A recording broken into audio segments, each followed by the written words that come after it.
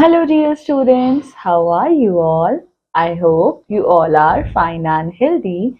So, welcome back to your SST classes. In today's class, we are going to start with a new chapter that is Rural Administration. So, बच्चों, first of all, let's see about rural administration. So, rural administration का मतलब क्या होता है? Village.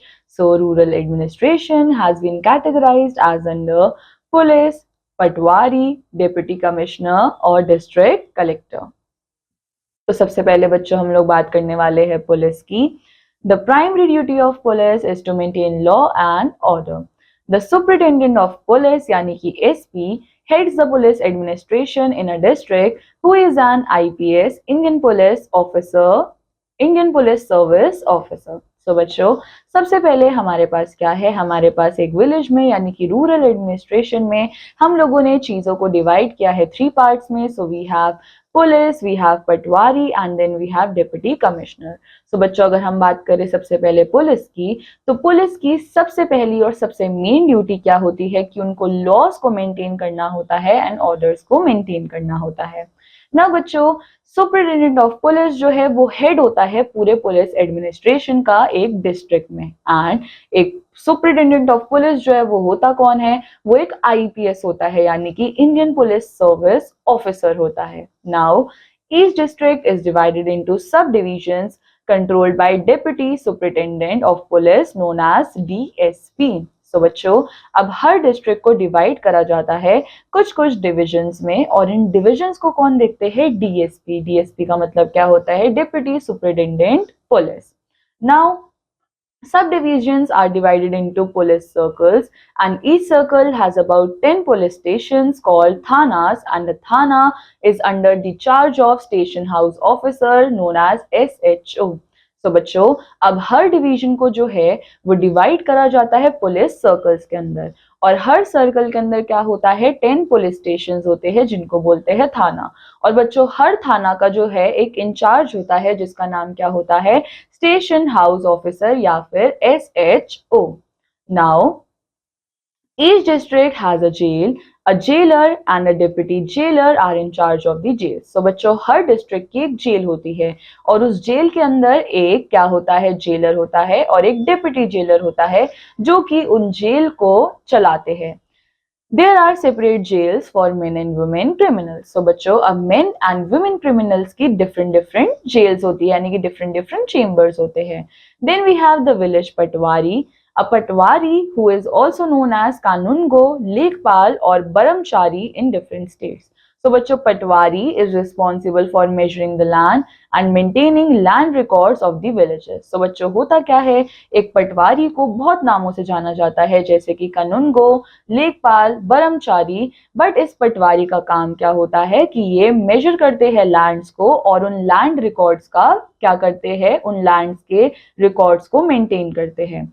सो इनके main काम क्या होते हैं? Maintaining records of ownership and inheritance of land. इसका मतलब क्या है कि इनको इस चीज का रिकॉर्ड रखना पड़ता है कि ये लैंड जो है वो किसकी है और ये लैंड आगे जाकर होगी किसकी। अगर मान लो फॉर एग्जांपल अगर ये लैंड किसी एक्स पर्सन की है और उस पर्सन की अगर डेथ हो जाती है तो अब उस लैंड का क्या होगा? उसकी लैंड जो है अब वो उसके बेटों को मिल सकती है, उसके परपोतों को मिल सकती है। तो इस तरह से उनको इस इनहेरिटेंस का जो मेंटेन रिकॉर्ड्स है उनको मेंटेन करके रखना पड़ता है।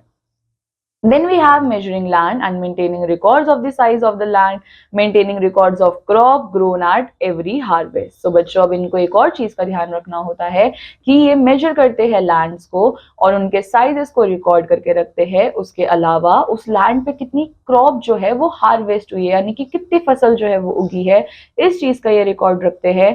Measuring land and providing information to the government about the crops grown based on harvest inspections, reporting all sessions calamities affecting the land। अब बच्चों ये इन सारी चीजों को मेजर करके क्या करते हैं? गवर्नमेंट को जाकर इसके बारे में इंफॉर्मेशन देते हैं कि इस लैंड में इतनी फसल जो है वो उगी है, एंड इसके बाद इनको ये भी बताना होता है कि कौन कौन सी कैलेमिटीज है यानी कि कौन कौन सी ऐसी दिक्कतें हैं जिसकी वजह से लैंड पे जो हार्वेस्ट है वो थोड़ी सी कम हुई हो या फिर लैंड की हार्वेस्ट को उसने इफेक्ट किया हो। Then assisting the tehsildar in collecting land revenue. So अब यहाँ पे जो पटवार होते हैं क्या करते हैं, ये तहसीलदार को असिस्ट करते हैं, क्योंकि तहसीलदार का काम क्या होता है, लैंड रेवेन्यू कलेक्ट करना। सो ये इनको भी इस काम में असिस्ट करते हैं। So patwari prepares a map of village with detailed information of the land. So patwari का काम क्या होता है कि ये विलेज का एक मैप बनाते हैं और उस मैप में अच्छी खासी इंफॉर्मेशन होती है किसी भी जमीन की। He conducts inspection of the field to find out the yield of crops from each plot of land after the harvest in April, October and February. So बच्चों अब यहाँ पे पटवारी करते क्या है, ये एक इंस्पेक्शन चलाते हैं और इस इंस्पेक्शन में ये क्या फाइंड आउट करते हैं कि कितनी क्रॉप्स जो है वो उगी है हर एक प्लॉट से। एंड इसके बाद ये लोग मेजर करते हैं कि सबसे ज्यादा फसल अप्रैल, अक्टूबर, फरवरी किस टाइम पे जो है वो हुई है। He maintains the records in register called खसरा। अब बच्चों ये सारे रिकॉर्ड्स वो किसके अंदर मेंटेन करके रखते हैं, एक रजिस्टर के अंदर, और उस रजिस्टर को क्या बोला जाता है, खसरा। Then बच्चों next we have district administration. So each district is divided into subdivisions called tehsils और तलाक्स। So बच्चों हर डिस्ट्रिक्ट को डिवाइड करा जाता है सब डिवीजन के अंदर, जिनको हम लोग क्या बोलते हैं, तहसील्स। सो तलाक्स या फिर तहसील, इनको दोबारा से डिवाइड किया जाता है परागनाज में, एंड ईच परागना इसके अंदर होते हैं बहुत सारे villages. Administration of a district is headed by district collector और डिप्टी कमिश्नर। अब बच्चों एक डिस्ट्रिक्ट का जो हेड होता है वो कौन होते हैं, या तो डिप्टी कमिश्नर या फिर डिस्ट्रिक्ट कलेक्टर। तहसीलदार और revenue officers work under him. So बच्चों जितने भी तहसीलदार होते हैं जो कि लैंड रेवेन्यू कलेक्ट करते हैं, वो सब इन्हीं के अंडर काम करते हैं।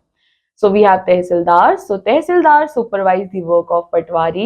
They ensure that all the land records are properly maintained and land revenue collected. So बच्चों तहसीलदार जो है वो पटवारी के काम को सुपरवाइज करते हैं एंड वो इस चीज को इंश्योर करते हैं कि जितने भी लैंड रिकॉर्ड्स है उनको अच्छे से मेंटेन किया जा रहा है एंड जो रेवेन्यू है वो टाइमली कलेक्ट किया जा रहा है। Revenue is calculated after assessing the quality of the soil and farmers holding size.